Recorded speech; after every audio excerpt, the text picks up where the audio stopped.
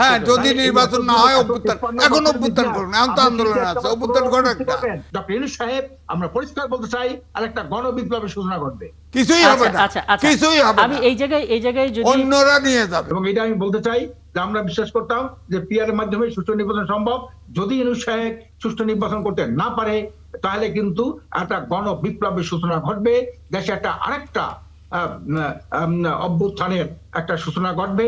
সেই সূচনায়, সেই বিপ্লবের মাধ্যমেই একটা রাজনৈতিক সংস্কার, একটা তারপরে সাংবিধানিক সংস্কার, একটা সুষ্ঠু নির্বাচন সংস্কার, এটা কিন্তু সেখানে বাস্তবায়ন হবে। জি, আপনার বক্তব্যটা একেবারে পরিষ্কার, আপনার দাবির কথাটাও বলেছেন এবং আন্দোলনীয় যুক্তি কখনো বলেছে তার নির্বাচন পাস হতে চায়, আপনি একবারেই কথা বলেন। ঠিক আছে জনাব আশরাফ আলী, এখন আপনার জায়গাটা আপনি স্পষ্ট করেছেন। মোটা দাগে আপনি বলেছেন সঠিক সময় যে নির্বাচনের প্রতিশ্রুতি দেওয়া হয়েছে সেটাও আপনারা চান। আকর ভাই যে বললেন যে যদি সঠিক সময়ে অর্থাৎ ফেব্রুয়ারিতে নির্বাচন হয়, তাহলে গণ অভ্যুত্থান হবে, আর একটা বিপ্লব হবে।